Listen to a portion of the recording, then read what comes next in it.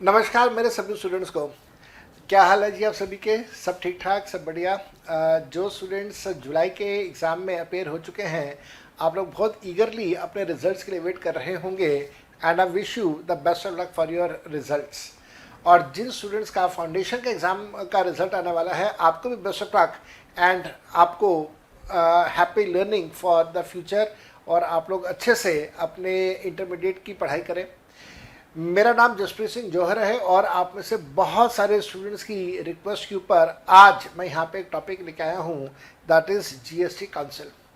GST council से related सारी discussions हम लोग करेंगे इस वीडियो में, लेकिन उससे पहले एक छोटा सा डिस्कशन है, एक छोटा सा अनाउंसमेंट है अनअकैडमी के बिहाफ पे। ये अनाउंसमेंट है related to CA iconic programme, जो कि अनअकैडमी का एक प्रीमियम प्रोग्राम है। आप सबको अच्छे से पता है कि अनअकैडमी के दो प्रोग्राम चलते हैं, एक है अनअकैडमी का प्लस सब्सक्रिप्शन और एक है आइकॉनिक सब्सक्रिप्शन। आइकॉनिक सब्सक्रिप्शन बहुत बहुत फ़ायदेमंद है, it's far beneficial as compared to the plus subscription.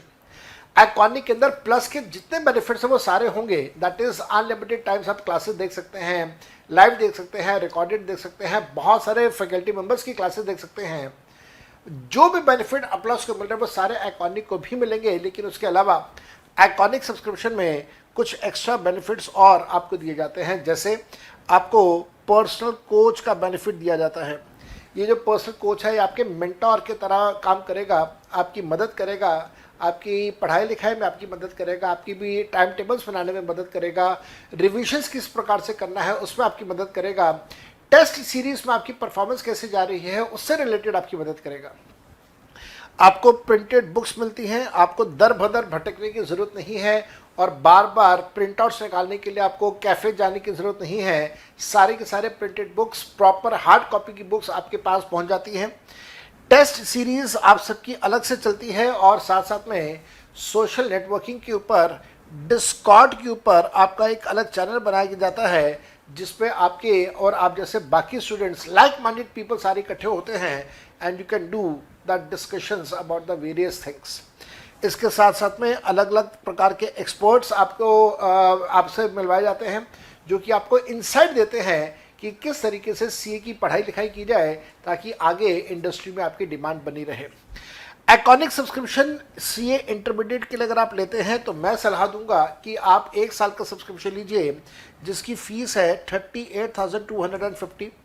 अगर आप मेरा कोड यूज़ करते हैं सीए जौहर, तो आपको इस कोड के यूज़ करने की वजह से 10% का डिस्काउंट मिल जाता है।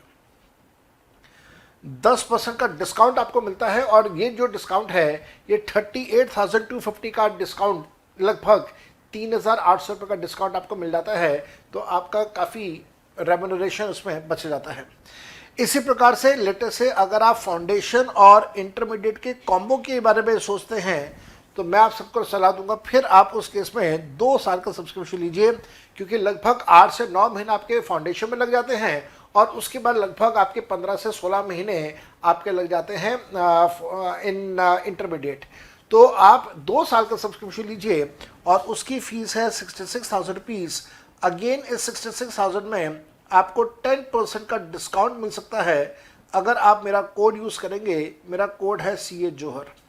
तो happy learning to all of you for iconic. मैं आप सबको सलाह दूंगा that you must must must go for the iconic programme. और अब यहाँ पे मैं आप लोगों की रिक्वेस्ट के ऊपर आपके साथ डिस्कस कर रहा हूँ टॉपिक जीएसटी काउंसिल का। बड़ा इंपॉर्टेंट टॉपिक है, रियल लाइफ के लिए बहुत इंपॉर्टेंट है। चाहे एग्जामिनर पूछे या एग्जामिनर आपसे ये ना पूछे, लेकिन आपको इसके बारे में पता होना चाहिए। And here is the video for GST council for you people. Happy learning. And the biggest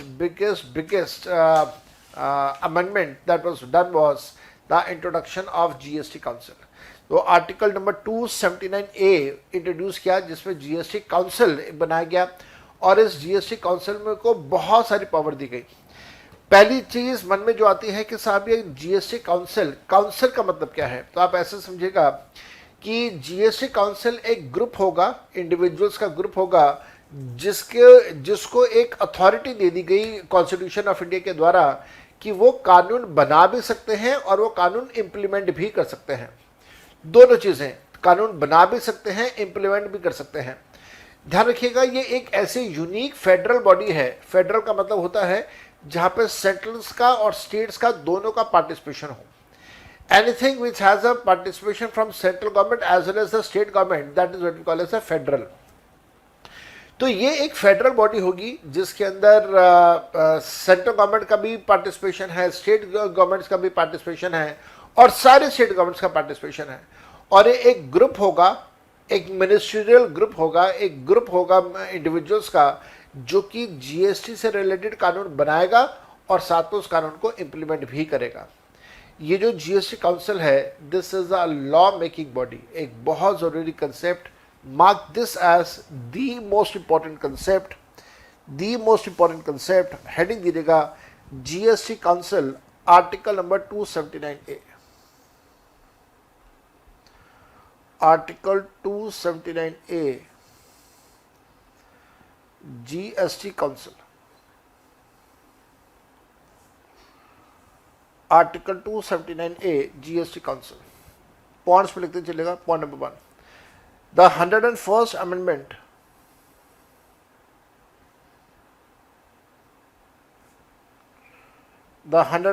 amendment to Constitution of India was implemented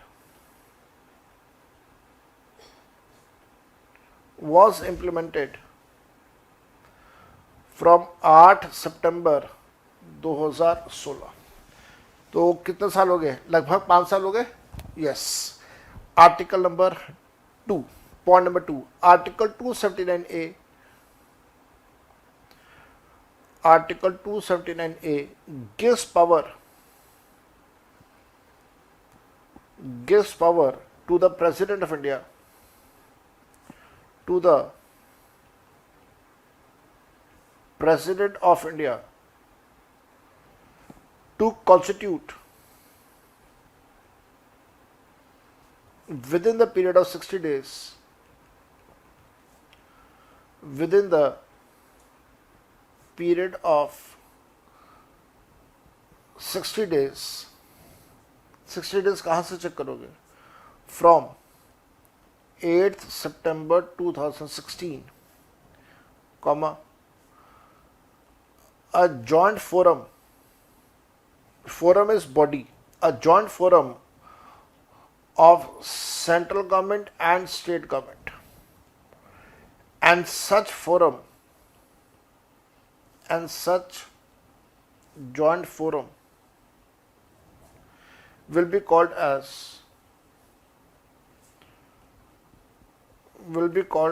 as GST Council। तो एक जॉइंट बॉडी, एक जॉइंट फोरम होगा सेंट्रल गवर्नमेंट और state government का, president बनाएगा। अच्छा, उस time पे जब ये जीएसटी इंट्रोड्यूस हो रहा था तो सरकार तो बीजेपी की थी, इट वाज बीजेपी गवर्नमेंट जिन्होंने सारा काम किया। लेकिन बीजेपी गवर्नमेंट के साथ साथ में जो प्रेसिडेंट उस समय थे वो थे डॉक्टर प्रणब मुखर्जी, जिनको बाद में भारत रत्न का अवार्ड भी दिया गया और अभी हाल फिलहाल में कुछ टाइम पहले उनकी डेथ भी हुई है। तो doctor Pranab Mukherjee was a president when GST was introduced and finance minister was Arun Jaitley. अब देखो कितनी कमाल की बात है, अरुण जेटली साहब जिन्होंने इंट्रोड्यूस किया जीएसटी, वो उनकी भी डेथ हो चुकी है, और जो प्रेसिडेंट साहब हैं प्रणब मुखर्जी जिन्होंने बहुत बड़ा रोल प्ले किया जीएसटी इंट्रोडक्शन में, उनकी भी डेथ हो चुकी है। तो two great personalities who were pioneer to the introduction of GST in India, we have lost both of them, but then that is a life. आगे चलते हैं पॉइंट नंबर 3 की तरफ। पॉइंट नंबर 3 ध्यान से लिखिएगा, GST council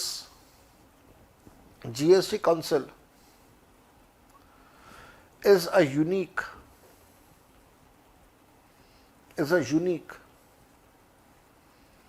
federal body,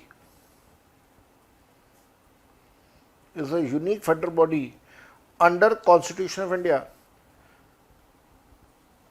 which has power to make and to execute to make and to execute GST laws. यही बात मैंने आपको थोड़ी देर पहले बताई थी कि फेडरल बॉडी है, और मैंने आपको फेडरल का मीनिंग बताया। फेडरल का मीनिंग होता है जहाँ पे कंबाइंड पावर होती है with centre the state government, that is what we call federal. तो यहाँ पे मैं आपको लिखवा देता हूँ कि आप कल को भूल जाओ और कल को कि ये भी कहो कि साहब आपने तो बताया नहीं था फेडरल क्या होता है। तो मैं आपको लिखवा देता हूँ कि फेडरल क्या होता है। फेडरल से हमारा मतलब क्या है, जब जब कभी भी आप कहीं पे भी फेडरल वर्ड पढ़ें तो फेडरल का यही मीनिंग आपको सब जगह पे समझना होगा। फेडरल से हमारा मतलब होता है अ स्ट्रक्चर या एक सिस्टम, कोई भी स्ट्रक्चर या कोई भी system where there is joint power, where there is joint power among center and state। Centre और स्टेट की जहां पे जॉइंट पावर होगी उससे हम लोग बोलते हैं फेडरल। पॉइंट नंबर 4 की तरफ जाऊंगा मैं। पॉइंट नंबर 4 कहता है the president of India, the president of India formed GST Council, formed GST Council on 15 September 2016। मेरे बेटा ध्यान देना, प्रेसिडेंट के पास कितना टाइम था GST काउंसिल बनाने का? प्रेसिडेंट के पास 2 महीने या 60 दिनों का टाइम था GST काउंसिल बनाने का, लेकिन प्रेसिडेंट साहब ने 1 हफ्ते के अंदर अंदर ही GST काउंसिल बना दिया। 8 तारीख से लेके अगर 15 तारीख तक की बात करें तो 1 हफ्ते का गैप होता है। 1 हफ्ते के अंदर अंदर ही इन्होंने GST काउंसिल बना दिया। अब ये जो GST काउंसिल है इसके मेंबर्स कौन कौन होंगे, ध्यान से लिखिएगा। Point number 5, GST council has in total 33 members. GST council के अंदर टोटल 33 मेंबर्स हैं। ये 33 मेंबर्स का ब्रेकअप क्या है, 33 मेंबर्स का ब्रेकअप क्या है मैं आपको वो भी दे रहा हूं। 2 members represent central government and they are कौन कौन से 2 लोग हैं जो सेंट्रल गवर्नमेंट को रिप्रेजेंट करते हैं, and they are first union finance minister. आज जिस समय मैं ये क्लास रिकॉर्ड कर रहा हूं, आज यूनियन फाइनेंस मिनिस्टर कौन है? आज यूनियन फाइनेंस मिनिस्टर है निर्मला ताई। तो इनको हम लोग निर्मला ताई बोलते हैं प्यार से, अदरवाइज इनका नाम है Mrs Nirmala Sitharaman.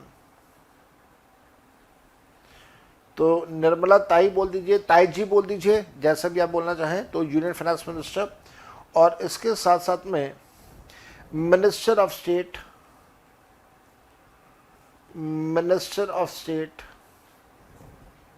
For finance,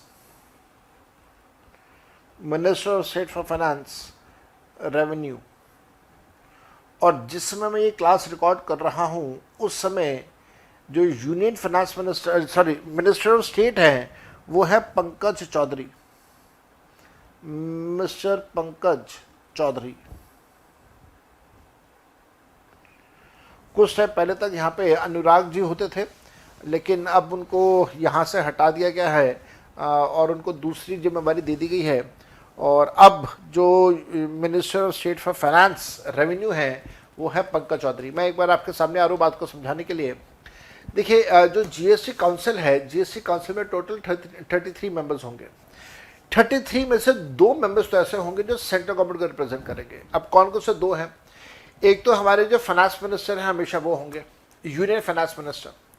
at present जिस समय मैं ये क्लास रिकॉर्ड कर रहा हूँ उस समय फाइनेंस मिनिस्टर हैं हमारी मैडम निर्मला ताई, जिनको प्यार से सारी दुनिया निर्मला ताई बोलती है। उनका पूरा नाम है Mrs Nirmala Sitharaman.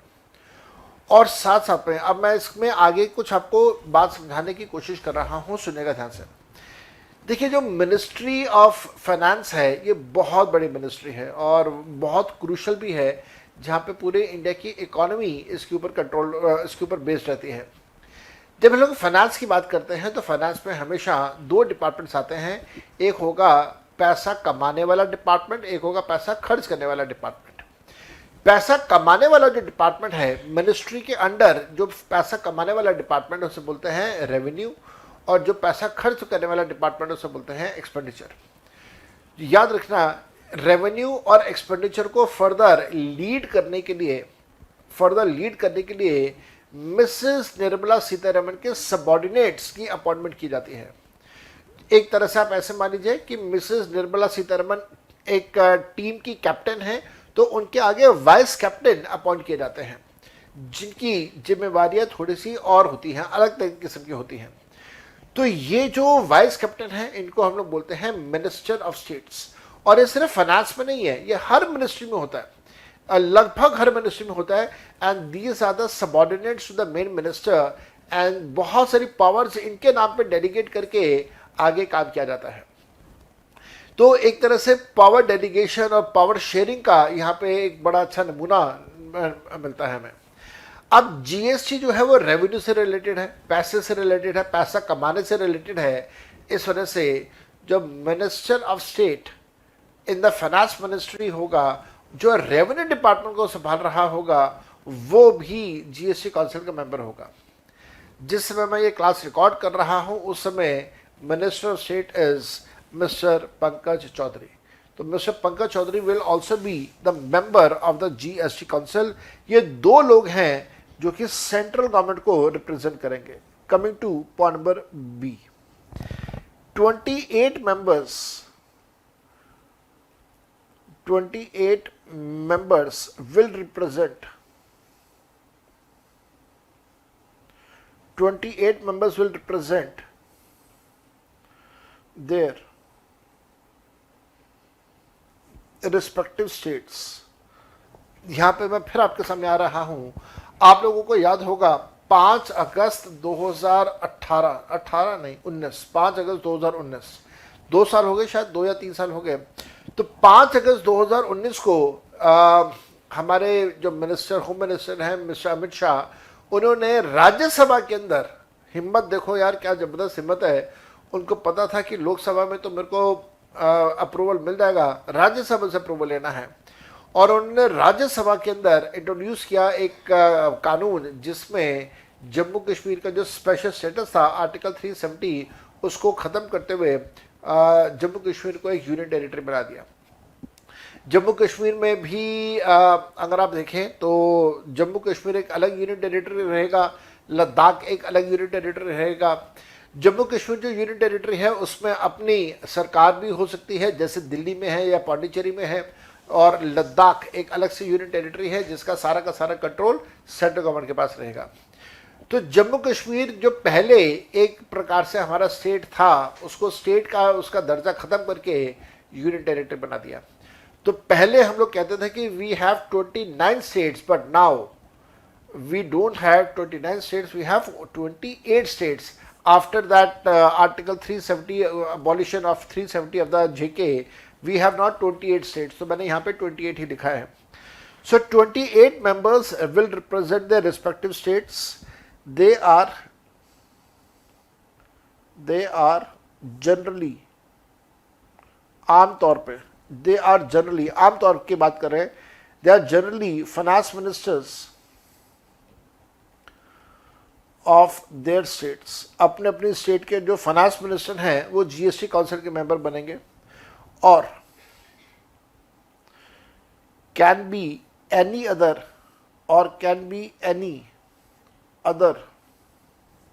minister who is nominated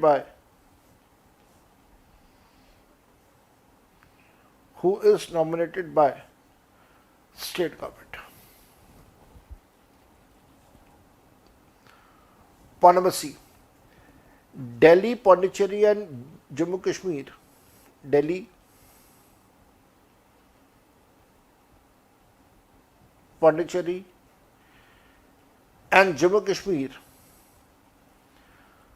or union territories with their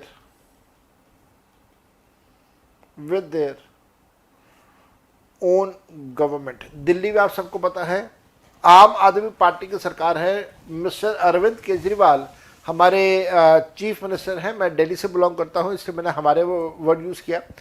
तो दिल्ली, पौंडीचेरी और Jammu Kashmir are the union territories, लेकिन उनके अंदर अपनी सरकार होगी। जम्मू कश्मीर में अभी तक इलेक्शन नहीं हुए हैं, जब भी इलेक्शंस होंगे तो जम्मू कश्मीर की अपनी सरकार बन जाएगी। 10 for GST purpose, 10 for GST purposes, they will be counted as states. They will be counted as states and not union territory. Thus, one member from Delhi,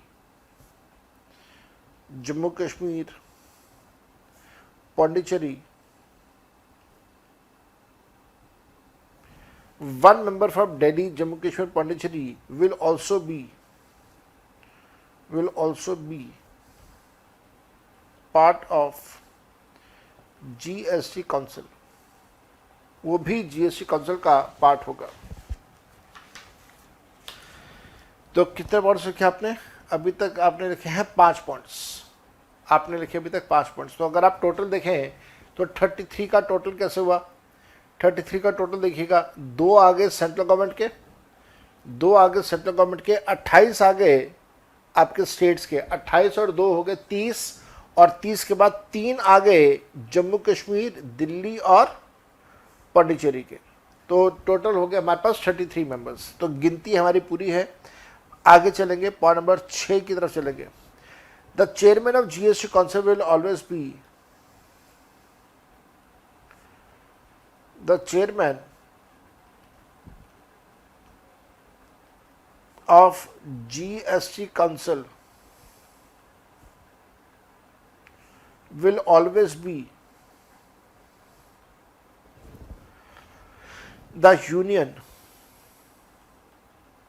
always be the union finance minister. Further, all other members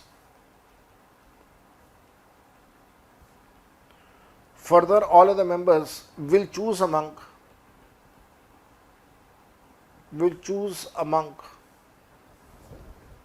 themselves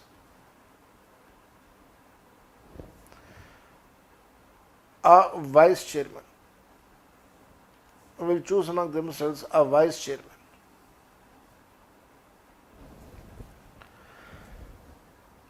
Point number 7. For GST council, the quorum will be for GST council. The quorum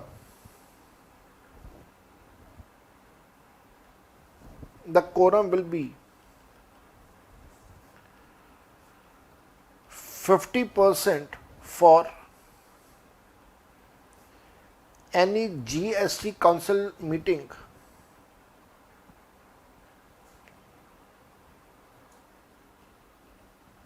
to be valid.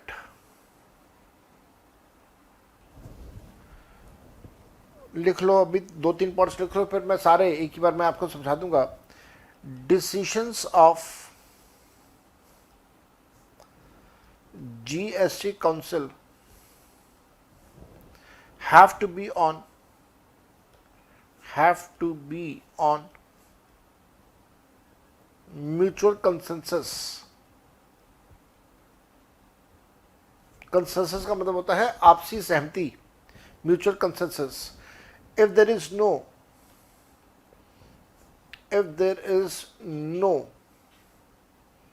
mutual consensus,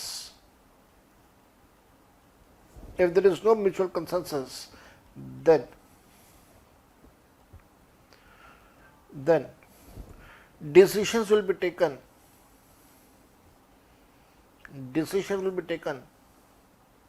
based on voting, और जब voting होगी तो गड़बड़ हो जाएगी। To implement decision,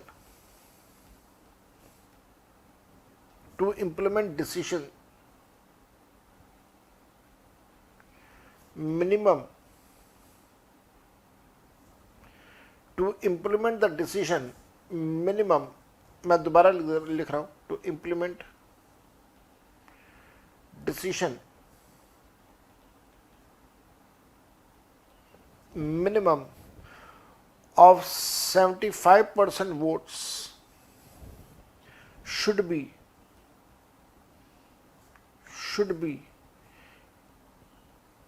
in favor of the decision.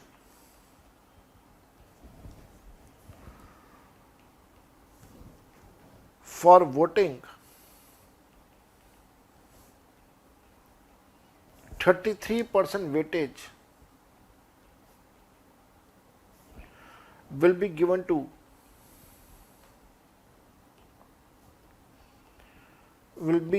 to vote of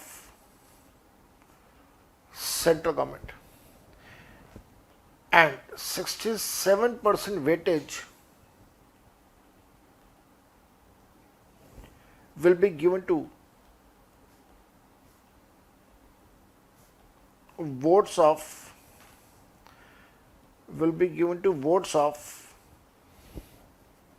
all states present and voting in meeting. बहुत बहुत ज़रूरी वाला पॉइंट आप लोगों ने यहाँ पे लिखा है, बहुत ही इंपॉर्टेंट है, इसको ज़रा ध्यान से कीजिएगा। मैं आपके सामने आ रहा हूँ आपको सारे पॉइंट समझाने के लिए। देखिए, जीएसटी काउंसिल जो बहुत इंपॉर्टेंट टॉपिक आपके एग्जाम के अंदर डायरेक्ट क्वेश्चन यहाँ से आ सकता है कि जीएसटी काउंसिल के बारे में बताइए। ऐसा भी पॉसिबल है कि कोई डायरेक्ट क्वेश्चन आके कोई इनडायरेक्ट क्वेश्चन आ जाए। और फिर मैं आपको ये बात बोलूँगा कि चाहे क्वेश्चन आए या ये क्वेश्चन ना आए, आपको जीएसटी काउंसिल के बारे में पता ही होना चाहिए, क्योंकि ये एक ऐसी बॉडी है हमारे इंडिया में, और इकलौती अपने आप में एक ऐसी बॉडी है जिसके पास पावर है कानून को बनाना और फिर कानून को एग्जीक्यूट करना, इंप्लीमेंट करने का। जीएसटी काउंसिल क्या है? आर्टिकल नंबर 279A जो कि 101st अमेंडमेंट की वजह से इंट्रोड्यूस हुआ, तो उसने ये बात बोली कि साहब हम लोग एक काउंसिल बनाएंगे, एक ग्रुप बनाएंगे, एक फोरम बनाएंगे जिसमें there will be an equal participation of central government and the state government, therefore it will be a federal body जो कि कानून जीएसटी का बनाएगा और पूरे देश में साथ साथ में उसे एग्जीक्यूट या इम्प्लीमेंट भी करेगा। प्रेसिडेंट ऑफ इंडिया को पावर दिया गया उस जमाने में जब ये जीएसटी का कंसेप्ट चल रहा था 2016 में, तो प्रेसिडेंट थे हमारे डॉक्टर प्रणब मुखर्जी साहब। उनको ये पावर दी गई कि आप 60 दिनों के अंदर अंदर जीएसटी काउंसिल बना दीजिए। उन्होंने 60 दिन की जगह सिर्फ एक हफ्ते के अंदर अंदर ही जीएसटी काउंसिल बना दिया। और जीएसटी काउंसिल का काम क्या होगा? इट इज़ अ यूनिक का मतलब होता है अपने आप में इकलौता और ऐसा कुछ दूसरा नहीं, उससे हम लोग बोलते हैं यूनिक। जीएसटी काउंसिल एक यूनिक फेडरल बॉडी है। फेडरल का मतलब where there is an equal participation of centre and the state, जहां पे जो कि कानून बनाएगा और कानून को एग्जीक्यूट भी करेगा। प्रेसिडेंट साहब ने जीएसटी काउंसिल 15 सितंबर को बना दिया, एक हफ्ते के अंदर अंदर, जबकि उनके पास 2 महीने का समय था। जीएसटी काउंसिल के अंदर टोटल 13 सदस्य होंगे, तो 13 बोल दिया, 33 मेंबर्स होंगे, 33 मेंबर्स होंगे, जिनमें 2 मेंबर्स ऐसे होंगे जो रिप्रेजेंट करेंगे सेंट्रल गवर्नमेंट को। वो होंगे हमारे फाइनेंस मिनिस्टर साहब और उसके साथ साथ में minister of state for the finance. आज जिस समय क्लास रिकॉर्ड हो रही है उस समय यूनियन फाइनेंस मिनिस्टर हैं मिसेस निर्मला सीतारमन, और minister of state for finance revenue department is mister Pankaj Chaudhary. बाकी 28 मेंबर्स ऐसे होंगे जो अपने अपने स्टेट को रिप्रेजेंट करेंगे। जनरली ऐसा देखा गया है कि जो 28 मेंबर्स अपने स्टेट को रिप्रेजेंट करते हैं वो स्टेट के फाइनेंस मिनिस्टर्स होते हैं। लेकिन ऐसा ज़रूरी नहीं है कि स्टेट का फाइनेंस मिनिस्टर ही रिप्रेजेंट करे, कोई और अगर आना चाहता है, अपनी स्टेट को रिप्रेजेंट करना चाहता है, तो वो भी वेलकम रहेगा। दिल्ली, पौंडीचेरी और जम्मू कश्मीर 3 यूनियन टेरिटरीज हैं, लेकिन इन तीनों यूनियन टेरिटरीज की अपनी अपनी सरकारें हैं। जम्मू कश्मीर में भी सरकार बनी नहीं है, बन जाएगी बहुत जल्दी, मैं उम्मीद करता हूँ। दिल्ली में सरकार है, पौंडीचेरी में भी अपनी सरकार है। इनकी जो अपनी अपनी सरकारें हैं, ये जो सरकारें हैं, ये सरकार होने की वजह से इस यूनियन टेरिटरी को स्टेट ही माना जाएगा।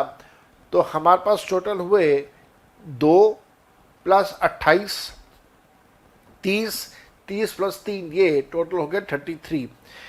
जो भी ये 33 मेंबर्स हैं, ये आपस में डिसाइड करेंगे कि इनका वाइस चेयरमैन कौन होगा। ध्यान रखिएगा, वाइस चेयरमैन डिसाइड ये लोग खुद करेंगे, लेकिन जो चेयरमैन होगा वो हमेशा फाइनेंस मिनिस्टर ही होगा। तो at present the chairman is madam Nirmala Sitharaman, और जो फाइनेंस जो वाइस चेयरमैन है वो आपस में डिसाइड किया जाएगा। और जो मेरे को हल्का सा याद आता है, and do correct me if I go wrong, जो वाइस चेयरमैन हैं वो बंगाल के जो फाइनेंस मिनिस्टर हैं उनको वाइस चेयरमैन बनाया गया है for GST council. GST council का कोरम 50% का रखा गया है। मैं उम्मीद करता हूँ आपको कोरम का मतलब पता है। कोरम का मतलब होता है the minimum attendance to make any meeting as a valid meeting. किसी भी मीटिंग को वैलिड मानने के लिए कितने लोगों की प्रेजेंस होना जरूरी है, वो रखा गया है 50% ऑफ द टोटल स्ट्रेंथ। साथ साथ में ध्यान रखिएगा, जीएसटी काउंसिल के जितने भी डिसीजंस होंगे वो म्यूचुअल कंसेंसस के ऊपर होना चाहिए। क्या मतलब हुआ म्यूचुअल कंसेंसस का?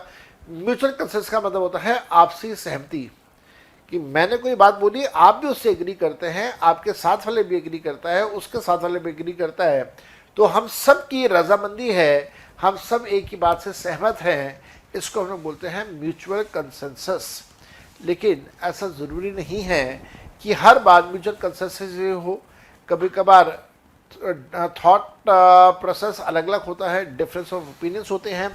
तो जहाँ जहाँ पे डिफरेंस ऑफ ओपिनियंस होंगे वहाँ पे वोट करवाया जाएगा। वोट के में 75% वोटिंग, दैट इज 3/4 वोटिंग अगर उसके फेवर में होगा, पॉजिटिव में होगा, तब वो वाला डिसीजन इंप्लीमेंट किया जाएगा, अदरवाइज नहीं किया जाएगा। ये जो 75% है, इस 75% का 1/3, जरा 75 का 1/3 निकालते हैं। 75 का 1/3 निकाला तो 25% हो गया।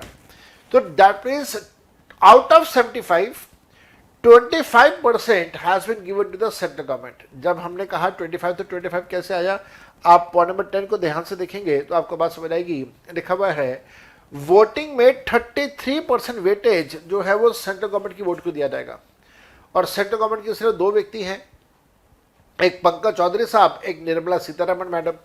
और आप सब इस बात के लिए एग्री करेंगे मेरे से कि ये दोनों जब सेंट्रल गवर्नमेंट को रिप्रेजेंट कर रहे हैं तो दोनों की जो भी वोटिंग होगी, जो भी बात होगी, वो सेम ही होगी। जो बात निर्मला सीतारमण मैडम बोलेगी वही बात पंकज चौधरी साहब बोलेंगे, और वाइस वर्सा भी ऐसे ही होगा। तो इन दोनों की जो वोटिंग में वेटेज है वो कंबाइंड वेटेज है, 33% वेटेज है ऑफ द टोटल वोट्स। अब 75% चाहिए तो 75% का 1/3, दैट इज 33% कम्स टू 25%। तो 25% तो इन्हीं की वोट हो गए। उसके बाद बाकी के जो टोटल 67% वोट चाहिए वो सारी स्टेट्स का मिला के होगा। और याद रखिएगा हर स्टेट का एक वोट है। आप ऐसा नहीं कह सकते कि गोवा बहुत छोटा स्टेट है तो उसका जो वोट है वो भी आधा कर दो, और उत्तर प्रदेश बहुत बड़ा स्टेट है तो उसके वोट को 3 गुना कर दो। नहीं, ऐसा नहीं होगा। Every state irrespective of its geographical location, geographical size, population का size, irrespective of everything, every state has an equal voting power, और उनके वोट की बराबर की जिसे कहते हैं कि वेटेज रखी गई है जीएसटी काउंसिल के अंदर। अब आप देखिए, कई बार आप लोगों ने सुना होगा, मीडिया में सुना होगा, अदरवाइज कई बार आपने फेसबुक वगैरह पे देखा होगा, सोशल मीडिया पे देखा होगा, ऐसा कहते हैं भाई जीएसटी तो रातों रात इंट्रोड्यूस कर दिया। कई बार कांग्रेस वाले कहते हैं यार हमें तो पता ही नहीं चला जीएसटी कब आ गया। अब उनसे पूछो कि आपको कैसे नहीं पता चला, जीएसटी काउंसिल में आपकी स्टेट्स का रिप्रेजेंटेशन नहीं है क्या? अगर आज जिस समय ये क्लास रिकॉर्ड हो रही है उस समय की बात करूं तो पंजाब के अंदर कांग्रेस की सरकार है, कैप्टन अमरिंदर सिंह उसके चीफ मिनिस्टर हैं, कोई ना कोई फाइनेंस मिनिस्टर भी ज़रूर होगा। तो क्या जब कैप्टन अमरिंदर सिंह अपने फाइनेंस मिनिस्टर को जीएसटी काउंसिल की मीटिंग के लिए भेज रहे हैं तो उनको नहीं पता कि क्या डिसीजन इंप्लीमेंट होने वाले हैं? तो ये एक सरासर बड़ा झूठ है अगर कोई ये बोले कि बीजेपी ने तो तानाशाही दिखाते हुए जीएसटी इंट्रोड्यूस कर दिया, रातों रात इंट्रोड्यूस कर दिया, हमें तो पता ही नहीं था जी क्या हो रहा है। गलत है। सबको सब कुछ पता है कि कहाँ पे क्या हो रहा है, क्योंकि कंसेंसस है, म्यूचुअल कंसेंसस है, वोटिंग है, और वोटिंग के बाद ही, म्यूचुअल कंसेंसस अगर नहीं है तो वोटिंग के बाद ही ये सारे काम हो सकते हैं। तो मैंने आपको पॉइंट नंबर 10 तक सब कुछ लिखवा दिया। अब आप आइए बड़ा important point, powers of GST council. ये जो हमने जीएसटी काउंसिल बनाया इसकी क्या पावर्स हैं, ये क्या क्या कर सकता है, इसकी क्या क्या पावर्स हैं, मेरे साथ साथ में ध्यान से लिखिएगा। Point number A, to determine, ये डिसाइड करना, ये डिटरमिन करना, to determine GST rates on various goods and various services. B, to determine various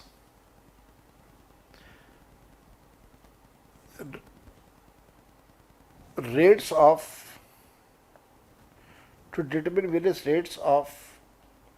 GST.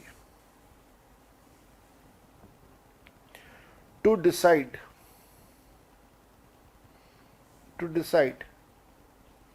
when five petroleum products will be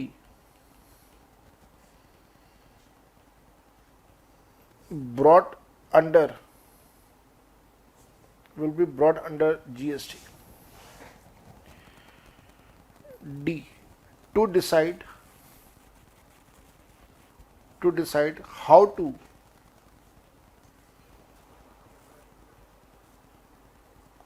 to distribute IGST among central government and state governments. To decide what all goods and what all services,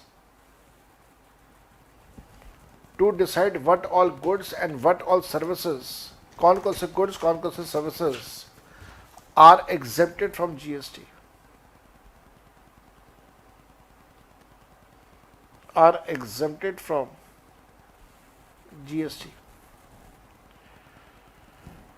to make rules